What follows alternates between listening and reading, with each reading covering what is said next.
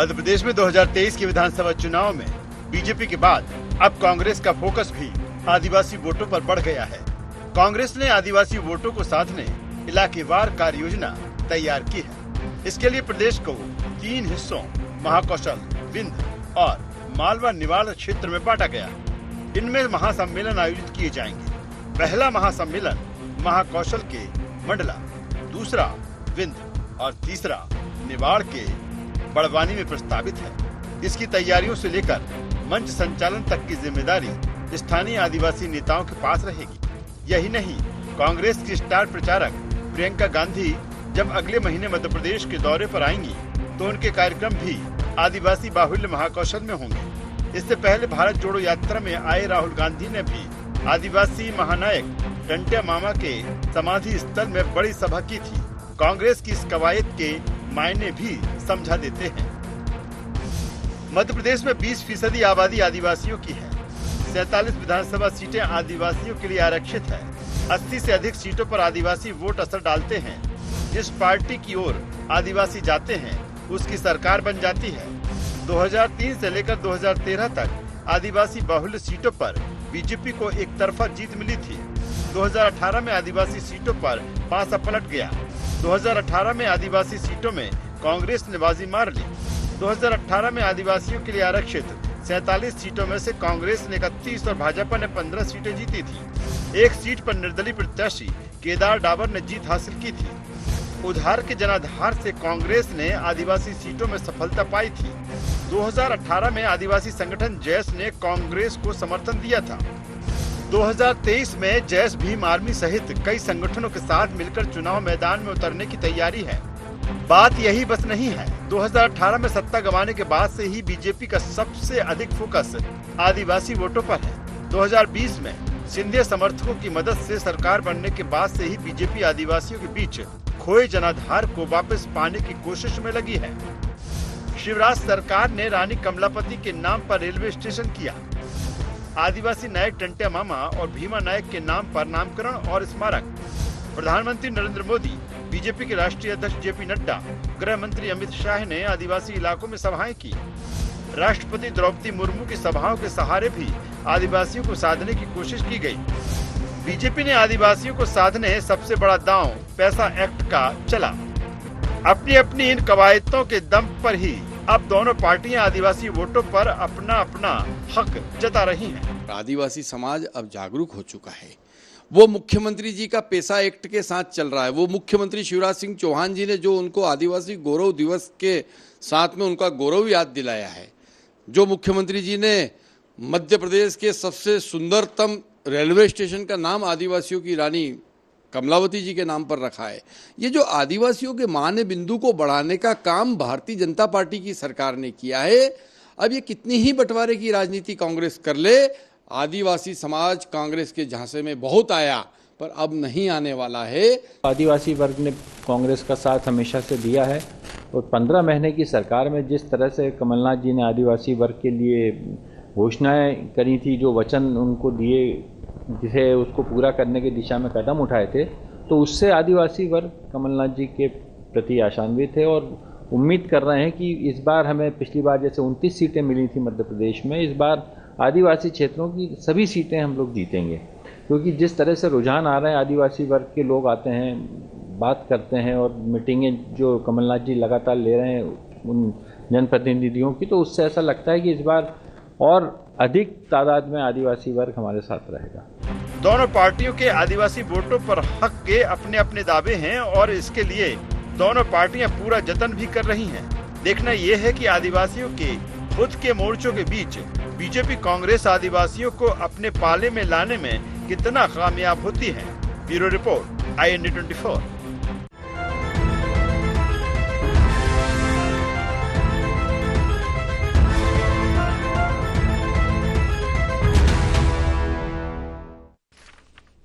नमस्कार, IND agenda mission tribal में आपका स्वागत है। मैं हूं आपके साथ नवीन पुरोहित।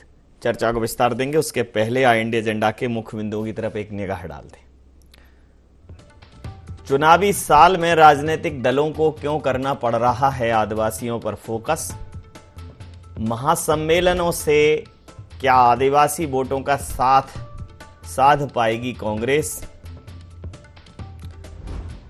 कितनी कामयाब होगी आदिवासियों को साधने की भारतीय जनता पार्टी की कवायद?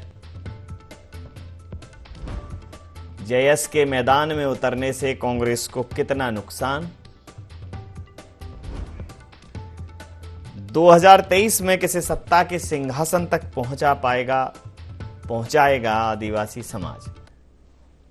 नमस्कार, इन्हीं सवालों के साथ चर्चा में आप सबका पुनः स्वागत है। मध्य प्रदेश की राजनीति में अगर कुछ समय से देखें तो आदिवासी समुदाय कहीं ना कहीं राजनीति का एक महत्वपूर्ण केंद्र बन गया है।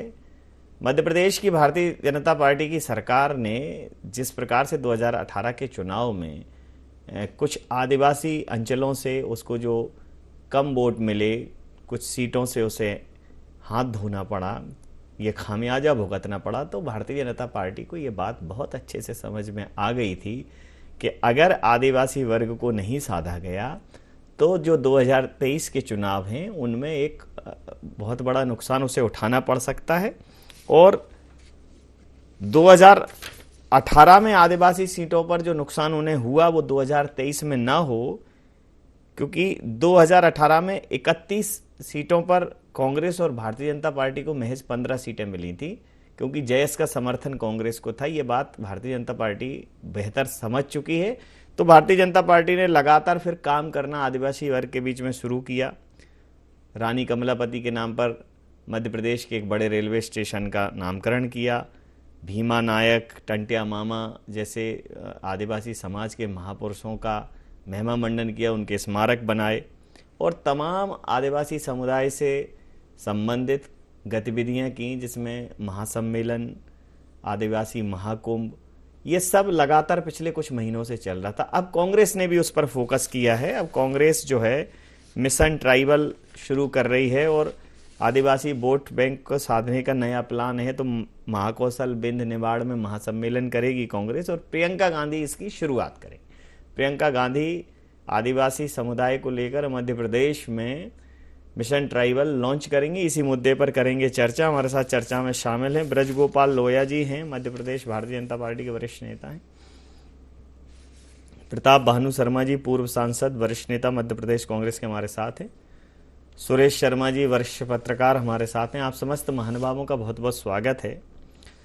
सीधा सवाल प्रताप भानु जी, जब भारतीय जनता पार्टी बहुत सारी कवायदें कर चुकी है इस दिशा में और जयस भी अब दो फाड़ नजर आ रहा है, अब इस समय अगर आप मिशन ट्राइबल लॉन्च करेंगे तो जैसे लाडली बहना योजना के बाद महिला सम्मान योजना लाई, तो आपको फिर नहीं होगा कि ये फिर से भारतीय जनता पार्टी की कॉपी की? हमें किसी के कॉपी करने की जरूरत नहीं है नवीन जी। जी, आदिवासी वर्ग शुरू से ही देश की आजादी के बाद से लेके आज तक कांग्रेस के साथ रहा है, क्योंकि कांग्रेस ने किया है उस समाज के लिए। संविधान में प्रावधान रखकर राजनीति में और सत्ता में हिस्सेदारी दी, स्पेशल कंपोनेंट बनाकर विकास के दरवाजे खोले, स्वास्थ्य और शिक्षा में जो प्राथमिकता आदिवासियों को मिली, आज उसी का परिणाम है कि आदिवासी आत्मनिर्भर है, गांव का विकास है और उसका विश्वास कांग्रेस के प्रति और कांग्रेस की नीतियों के प्रति है। 2018 के रिजल्ट यदि हम देखें तो उसमें 46-47 सीटें मध्य प्रदेश में हैं बिल्कुल आरक्षित आदिवासी वर्ग के लिए। उसमें से 31 तो हमें मिली थी और 15 पे घट के आधे पे बीजेपी रह गई थी, क्योंकि उन 10 सालों में कुछ हुआ नहीं था। 2003 से 13 तक बातें करते रहे, पर आदिवासी वर्ग को, समाज को कुछ नहीं मिला। उनके पढ़े लिखे लड़के आज भी बेरोजगार घूम रहे हैं गाँव में। मैं जब गाँव में दौरा करता हूं, उनके बीच में बैठ के मीटिंगें होती हैं, शिक्षित बेरोजगार, उसे नौकरी नहीं मिल पा रही आदिवासी वर्ग के। कितनी बड़ी बात है। कांग्रेस ने पढ़ाया लिखाया, उनको योग्य बनाया, उस प्रतिभा को नौकरी का सम्मान भाजपा की सरकार, शिवराज सरकार नहीं दे पा रही है। 18 सालों में नहीं हुआ। अब क्या करेंगे? अब कितने ही सम्मेलन कर लें, प्रधानमंत्री आ जाएं, गृह मंत्री आ जाएं और भीड़ प्रशासन के सहयोग से इकट्ठी कर सकते हैं ये, पर उनका दिल नहीं जीत सकते। ये मैं नवीन जी आपको साफ बताना चाहूंगा। कांग्रेस को अटूट समर्थन है। पहले 31 सीटें मिली थी, तो अब उसकी सवाई होकर सीट कांग्रेस को मिलेंगी। हमारे आदिवासी नेता आदिवासी क्षेत्र में सक्रिय हैं, एक्टिव हैं। कमलनाथ जी स्वयं आदिवासी इलाके से आते हैं, लगातार 40 वर्षों से जीत रहे हैं। वो आदिवासी आदिवासियों की नब्ज को जानते हैं, उनके विकास के लिए, रोजगार के लिए, उच्च शिक्षा के लिए जो काम छिंदवाड़ा में उन्होंने किया है, वही आधार पर मध्य प्रदेश में करना चाहते थे, पर भाजपा ने सांठगांठ करके, सौदेबाजी करके सरकार को गिरा दिया। ठीक है, अब ज्यादा विश्वास से जीत कर आएंगे, ज्यादा समर्थन, ज्यादा सीटों से हम जीत कर आएंगे और आदिवासी वर्ग के लिए हम काम करेंगे, इसमें कोई दो राय नहीं है। आपके बात पर प्रतिक्रिया ले लेता हूं। ब्रज गोपाल जी, आप बताइए कि आदिवासी समुदाय के लिए ये तो बिल्कुल तय है कि 2018 में आदिवासी समुदाय की नाराजगी आपसे स्पष्ट रूप से सामने आई थी, वो परिणाम इसके गवाह दे रहे हैं। परिणाम उस बात का साक्षात उदाहरण है, प्रमाण है। लेकिन उसके बाद जब आपको ये बात समझ में आई तो लगातार आपने आदिवासी समुदाय के साथ एक संपर्क स्थापित करने की कोशिश की, एक तादाद में स्थापित करने की कोशिश की, लगातार उनसे जुड़े तमाम मसलों पर, खासकर पेसा एक्ट जो है।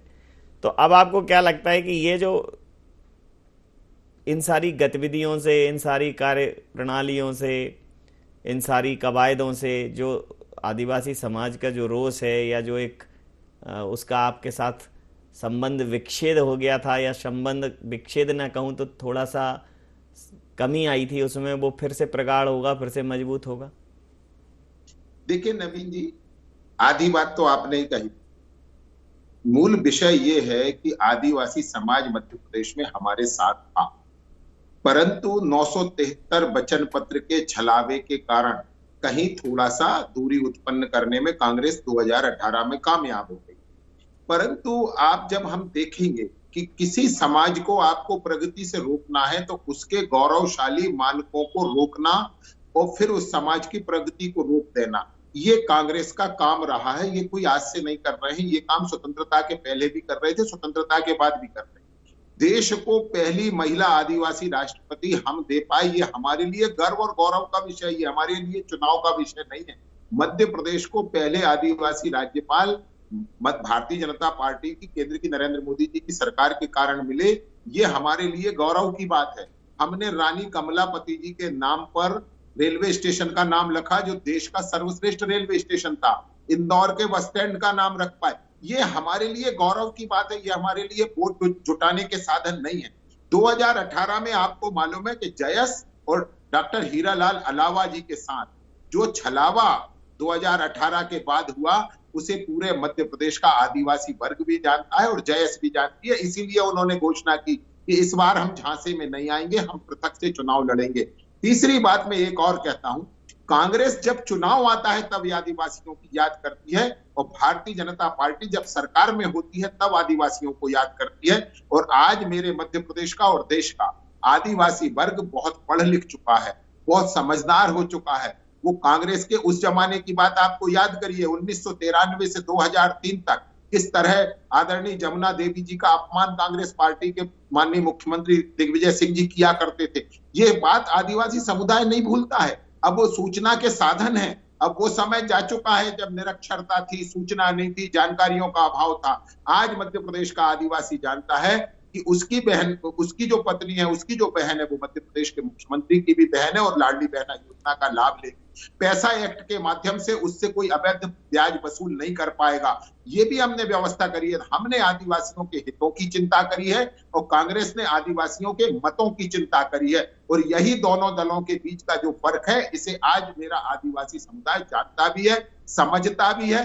और एक और बात कह के अपनी बात खत्म करूंगा कि जिस छिंदवाड़ा और कमलनाथ जी की बात आदरणीय शर्मा जी कह रहे थे, शर्मा जी मैं आपको बता दूं, एक रिपोर्ट है उसमें देश में सर्वाधिक आदिवासियों का पलायन छिंदवाड़ा से ही हुआ है। ये रिपोर्ट है, प्रमाणिक रिपोर्ट है। तो यदि कमलनाथ जी और उनका कोई जुड़ाव होता तो आदिवासी भाइयों को छिंदवाड़ा से पलायन करके देश के अन्य भागों में अपने रोजगार नहीं ढूंढना पड़ता। जी, प्रतिक्रिया ले लेता हूँ। सुरेश शर्मा जी जरा दिखा देना, दर्शन करा देना। जी, सुरेश शर्मा जी, अब अभी इन्होंने कौन सी रिपोर्ट है उसका कोई अभी ऐसा प्रमाणीकरण अभी तो नहीं प्रस्तुत कर पाएंगे? नहीं है, इन्हें बस बातें करने के अलावा, झूठ बोलने और इवेंट मैनेजमेंट के अलावा मैं आपको भेज दूंगा। बड़ी ठीक है, भेज देना बड़ी कृपा कर प्रताप भानु जी को भेज देना, व्हाट्सएप कर देना। आजकल हम भी पढ़ लेंगे, आजकल तो व्हाट्सएप चलता है, व्हाट्सएप कर देना। सुरेश शर्मा जी पूरे विषय पर मालूम पड़ जाएगा। सुरेश शर्मा जी पूरे विषय पर बहुत ही गंभीरता से आप दोनों लोगों को सुन रहे थे, और उनकी गंभीरता में इस बात का स्पष्ट प्रमाण था, स्पष्ट संकेत था कि भाई कितनी अच्छी फिल्म चल रही है दोनों तरफ से। 70 सालों से ये फिल्म इस देश में चल रही है, आदिवासी वही गमछा और वो अपनी बंडी पहन के बेचारा अभी भी वही परेशान है मुख्य धारा में जुड़ने के लिए। लेकिन ठीक है, योजनाएं वो सब चलती रहती हैं। तो जरा पूछ लेता हूँ सर, देखिए जैसे ही राजनीतिक दलों को पता चलता है कि ये एक वर्ग है जो वोट बैंक है, तो उस वर्ग विशेष पर फोकस हो जाते हैं, और जहां आज़ादी के 70 साल बाद चुनाव तमाम उन मसलों पर होने चाहिए थे, शिक्षा, स्वास्थ्य, बेरोजगारी, वो अब जाके पर्टिकुलर कास्ट आधारित हो रहे हैं। बहरहाल आदिवासी समाज की बात है तो भारतीय जनता पार्टी ने भी बहुत कवायद की है, और उनके जो अनुसांगिक संगठन हैं, खासकर संघ जो है आदिवासी क्षेत्रों में लगातार काम कर रहा है, और उसका परिणाम अभी देखा भी है। लेकिन चुनावों में जो 2018 में नुकसान हुआ था भारतीय जनता पार्टी को, भारतीय जनता पार्टी ये बस समझी कवायद की, अब कांग्रेस भी कर रही है। लेकिन एक जयस नाम का संगठन है, वो दोनों दलों के लिए सरदर्द है। तो इस बार जो आदिवासी समाज के जो आंकड़े हैं ध्रुवीकरण के, उनके झुकाव के, आपको क्या लगता है किस तरफ जाने वाले? नहीं, किस तरफ जाएंगे ये वाला विषय जो है, ये तो लगभग चुनाव के करीब जाएंगे तब ज्यादा ध्यान में आएगा। अभी से इसके बारे में भविष्यवाणी करना किसी भी व्यक्ति के लिए संभव नहीं है जी। फिर भी दो बातें बड़ी स्पष्ट हैं। पहली बात यह है कि कमलनाथ जी जो हैं वो मध्य प्रदेश की राजनीति में जब आए तो एक ऐसा चेहरा था जो मध्य प्रदेश ने कभी आजमाया नहीं था जी। दूसरा, जयेश की ओर से डॉक्टर हीरालाल अलावा का जो संगठन था उसको भी राजनीतिक रूप से कभी नहीं आजमाया था, वो सामाजिक रूप से काम कर रहे थे। इसलिए अब की जो चुनाव है 2023 वाला और 2018 वाले में एक बेसिक अंतर होगा कि ये दोनों चेहरे आजमाए हुए हैं, और आजमाया हुआ चेहरा जब दोबारा से सामने जाता है तो उसके बारे में एक आम जनता के बारे में उनके किए गए काम का जो है परिमार्जन करने का समय हो जाता है। ठीक बात। तो मुझे ये लगता है कि अलावा जी और कमलनाथ जी दोनों मध्य प्रदेश की राजनीति में अब अपने परफॉर्मेंस के आधार पर जो है वोट प्राप्त करेंगे, चमक के आधार पर नहीं। जिस प्रकार से शिवराज जी 1-2 चुनाव तक तो समझ में आया कि परफॉर्मेंस सामने नहीं थी, लेकिन अब परफॉर्मेंस के आधार पर 2018 में उनका चुनाव हुआ और वो 5 सीट पीछे रह गए। इसलिए ये राजनीतिक विश्लेषण का विषय है। जहां तक आपने संघ का किया था, उल्लेख किया था, तो संघ जो है वो एक बहुत बड़े मकसद के लिए आदिवासी अंचलों में काम कर रहा है, ना कि भारतीय जनता पार्टी को वोट दिलाने के लिए। और वो मकसद ये है कि कुछ तत्व वहां धर्मांतरण करते हैं, उन धर्मांतरणों का संरक्षण जो है मिशनरी को संरक्षण करने वाले लोग करते हैं।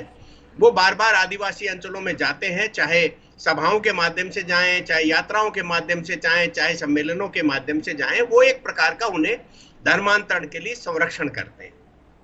तो ये जो एक महत्वपूर्ण विषय है उसका लाभ निश्चित रूप से भाजपा को मिलता है। एक बात मैं और कहूंगा नवीन जी की, कांग्रेस में लगातार कार्य करने वाला संगठन नहीं है। भारतीय जनता पार्टी के बारे में ये हम सब लोगों की धारणा है कि वो 365 दिन काम करता है। बिल्कुल ठीक है। 365 दिन काम करने वाला और चुनाव के समय काम करने वाले दोनों संगठनों में एक बेसिक अंतर जनता के बीच में अवधारणा का प्रतिक्रिया लेता हूं। तो प्रतिक्रिया लेता हूं प्रताप भानु जी, ये आपको लगता नहीं है कि जैसे इस पूरी जो आदिवासी मिशन ट्राइबल की जो कमान है वो प्रियंका गांधी जी को दी है, तो एक तरीके से ये प्रियंका गांधी जी का भी एक लॉन्चिंग है कि चलो आदिवासियों के माध्यम से, क्योंकि राहुल जी को बहुत समय से देख रही है कांग्रेस, और वो फिर तमाम बार असफलताओं का स्वाद चख के, और वो दार्शनिक की तरह अब 1.5 साटन पर हैं, घूम रहे हैं पूरब से पश्चिम, उत्तर से दक्षिण।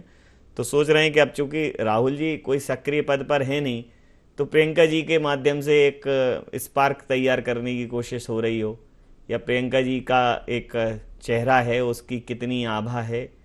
और निश्चित रूप से लोग, आप कांग्रेस कहती है कि उनमें लोग इंदिरा जी को देखते हैं, तो क्या वो आभा मंडल वो निर्मित कर पाती हैं? तो मिशन ट्राइबल के माध्यम से प्रियंका जी की भी लॉन्चिंग की योजना हो, क्या कहेंगे? नहीं नवीन जी, देखिए कि अभी कर्नाटक के चुनाव सामने हुए हैं, हम देखें कि प्रियंका गांधी और राहुल जी ने दोनों ने बराबरी से बहुत जोर शोर से प्रचार किया है, और भाजपा के कुशासन का 40% जो कमीशन पे टू सीएम करके जो जन जन में बात थी, आम जनता तक बड़े प्रभावी तरीके से दोनों नेताओं ने पहुंचाई है। और वहां के जब इंडिपेंडेंट एजेंसी ने सर्वे किया तो 67% लोगों ने सत्ता परिवर्तन की बात कही। कितना बड़ा असर दोनों के प्रचार का हुआ।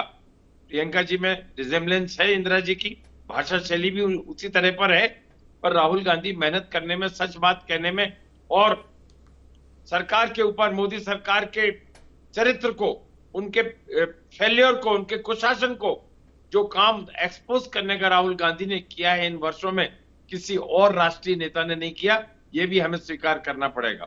और जहां तक ट्राइबल की बात है, आ रही है प्रियंका जी, ट्राइबल एरिया में जाएंगी, ट्राइबलों के बीच चर्चा करेंगी।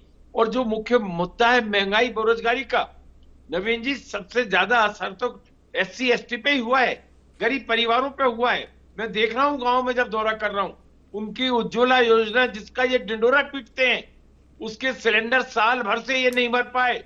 जब 400 रुपए का सिलेंडर था तब वो लेते थे, अब वो ये कहते हैं कि हम वो सिलेंडर क्या बंद पड़े हुए हैं, हम चूल्हे लकड़ी लाके हमारे चूल्हे पे भोजन बना रहे हैं। ये मैंने स्वयं रीवा का प्रभारी होने के नाते, वहां बहुत आदिवासी गांव है, जाकर देखा। प्रतिक्रिया ले लेता हूं। योजना महंगाई के कारण फैल हो गई। टोटल महंगाई और बेरोजगारी का असर जो आदिवासियों पे हुआ है, इवेंट मैनेजमेंट से वो ठीक नहीं हो सकता, प्रतिक्रिया और ले इनके लेता बयानबाजी से ठीक नहीं हो सकता। और इनने कमलापति का नाम रख दिया, कहीं टंटिया भील का नाम रख दिया, परंतु जिसके घर में चूल्हा नहीं जल रहा, जिसके घर में 1150 की गैस मिल रही है, वो कैसा उज्ज्वला योजना से प्रतिक्रिया ले लेता हूं सर। अब हम ब्रजगोपाल जी क्या कहेंगे? 500 रुपए का सिलेंडर देंगे। ब्रजगोपाल जी क्या कहेंगे? 1500 रुपए सम्मान निधि देंगे, ये कमलनाथ जी ने कहा है, हम करके बताएंगे। जी जी ब्रजगोपाल शर्मा जी शायद गंभीरता से सुनेंगे, 2 बार सांसद रहे, बड़ा अच्छा विषय उन्होंने उठाया है, उज्ज्वला योजना का बड़ा अच्छा विषय। ये दादा सुन लें, बड़ा अच्छा विषय आपने उठाया है। आप तो उस समय सांसद थे, तब सांसद कोटे से बड़ी मुश्किल से गैस का कनेक्शन मिलता था। आज भारतीय जनता पार्टी की, नरेंद्र मोदी जी की सरकार ने आपको ये अवसर मुहैया कराया। जी को, नरसिम्हा राव को आदरणीय निवेदन है, सुन लीजिए ना। आप लोग 70 साल से बोल रहे हैं, हम लोगों को अभी मौका मिला, आप बोलने नहीं देते।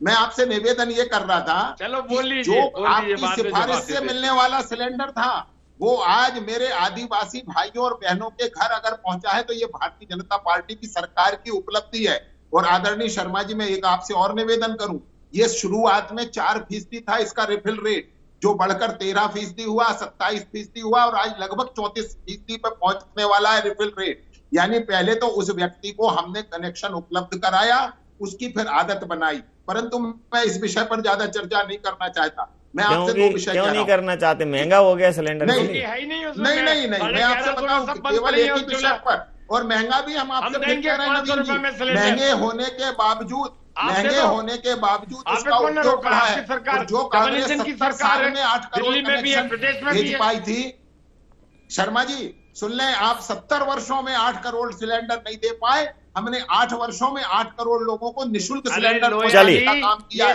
अंतिम प्रतिक्रिया के साथ चर्चा समाप्त करूंगा। के कारखाने कांग्रेस नहीं खोले। अंतिम प्रतिक्रिया के साथ चर्चा आप तो लगे हाथ एक योजना और लॉन्च करो, LPG गैस इनके स्रोत बना एक योजना और लॉन्च करो। कांग्रेस ने मीडिया कर्मियों को 100 रुपए में सिलेंडर दो आप, तो फिर देखो। आज खैर 250 रुपए में दे देंगे, 100 का तो नहीं कह सकते, आधा कर देंगे। नहीं, मीडिया कर्मियों को दो 100 में सिलेंडर, और फिर आप कहो उनसे कि भाई ये सरेंडर करो, अब 100 में सिलेंडर दे दिया है आपको। तो योजनाएं लगभग उसी के लिए हैं। पार्टी फोरम पर रखूंगा। सुरेश शर्मा जी से प्रतिक्रिया लेके चर्चा समाप्त करूंगा। सुरेश जी, जैसा आपने कहा कि अभी कुछ आकलन किया नहीं जा सकता, लेकिन पहले आदिवासी समुदाय के पास 2 विकल्प होते थे, भारतीय जनता पार्टी या कांग्रेस। लेकिन अब जयस भी चुनाव लड़ेगी नहीं लड़ेगी अलग बात है। फिर उसके बाद भीम आर्मी है। कुल मिला के इस बार फैक्टर ज्यादा है, क्या कहें? देखिए, उन्हें चयन करना है कांग्रेस और भाजपा के बीच में ही। कोई जयस का बहुत इंप्रेशन पड़ने वाला नहीं है और भीम आर्मी का कोई वर्चस्व नहीं है, ना कोई लेना देना। वो केवल कंट्रोवर्शियल सामाजिक विद्वेष पैदा करने का काम कर रहे हैं। उनका कोई जो समाज जो है, भारतीय समाज जो है, इस प्रकार के विध्वंस करने वाले लोगों को स्वीकार नहीं करता। जहां तक आदिवासी और गरीब का प्रश्न है, मुझे बड़ा अचरज होता है प्रताप भानु जी जैसे इतने सीनियर आदमी जिस तरीके का पक्ष रख रहे हैं कि उनकी जो है कांग्रेस ने कारखाने खोले। बड़ा अजीब सा एक वाक्य है कि कांग्रेस ने कारखाने खोले, उद्योगपतियों ने कारखाने खोले, किसने खोले। ये जो ऐसी बातें होती हैं, ये बड़ा भ्रमित करने वाली होती हैं। और यदि मान लो भारतीय जनता पार्टी के राज में रानी कमलापति का नाम, टाटा भील का नाम, ये सब सार्वजनिक रूप से आ रहे हैं, तो कम से कम इस देश को ये मालूम तो चलेगा कि 10-15 लोगों के अलावा भारत को आजाद कराने में भूमिका बहुत लोगों की थी। भाई, हमने तो आज तक, मैं भी 60 वर्ष का लगभग हो चुका हूं, मैंने तो केवल यही मालूम था कि 10-15-20 लोग ऐसे हैं जिन्होंने कांग्रेस बनाई और उन्हीं के साथ के लोगों ने जो है देश की आजादी कराई। आजादी में और किसी का कोई योगदान ही नहीं है। तो कम से कम ये मालूम तो चल गया कि समय सीमा के चलते XYZ भी थे और एक समय सीमा के चलते चलने लगा हम लोगों को धीरे-धीरे। समय सीमा के चलते मैं ये चर्चा यहाँ समाप्त करूंगा। समय सीमा के चलते मैं ये चर्चा यहाँ समाप्त करूंगा। बहुत ही महत्वपूर्ण बिंदु पर फोकस किया है सुरेश शर्मा जी ने कि ये प्रियंका गांधी जी का जो ही नाम आया जी, तो वो ये भूल ही गए कि वो किस एजेंडे के लिए आए थे। वो तो उन्हीं की प्रशंसा में लगे। जी जी, मैं आपकी इसी बात से सर चर्चा समाप्त करूंगा। भी बड़े हैं, वो परिवार के बड़े हैं। सुरेश शर्मा जी, आपकी इसी बात से चर्चा समाप्त करूंगा कि भले ही समाज को भ्रमित करने का काम कोई भी राजनीतिक पार्टी नहीं कर सकती, क्योंकि जो उनके लिए काम करेगा वो उनके लिए मतदान करेगा। सुरेश शर्मा जी, इसी बिंदु पर मैं चर्चा समाप्त करूंगा। आप समस्त महानुभावों का बहुत बहुत धन्यवाद, बहुत बहुत आभार। तो आदिवासी समुदाय के उत्थान और पुनरुत्थान के बहाने ही सही, लेकिन राजनीतिक पार्टियां आदिवासी समाज के उन रियल हीरोज को, उन महापुरुषों को कम से कम सामने ला रही हैं, उनके गौरवशाली इतिहास को सामने ला रही हैं, जिनका इस देश की आज़ादी में और इस देश के नवनिर्माण में एक उल्लेखनीय योगदान रहा है। निश्चित रूप से हमारे महापुरुष, चाहे वो किसी भी समुदाय के हों, उन्होंने अगर इस देश के लिए अपना सर्वस्व समर्पित किया है तो हमारी आगे आने वाली पीढ़ियों को उनके विषय में जागरूक होना ही चाहिए, उनके विषय में जानकारी होनी ही चाहिए। और भारतीय जनता पार्टी ने जिस प्रकार से आदिवासी समाज पर फोकस किया है, उसके परिणाम 2018 जैसे नहीं होंगे ऐसा लग रहा है। और कांग्रेस भी अब फोकस कर रही है, जयस्वी है, तो इस बार आदिवासी समाज का झुकाव किशोर रहेगा। ये तय कर देगा कि आदिवासी समाज भावनात्मक रूप से कास्ट को महत्व देता है या उसके लिए जो काम कर रहा है उसको महत्व देता है। IND एजेंडा में नहीं, आप बने रहिए IND 24 के साथ और देखते रहिए IND 24। नमस्कार।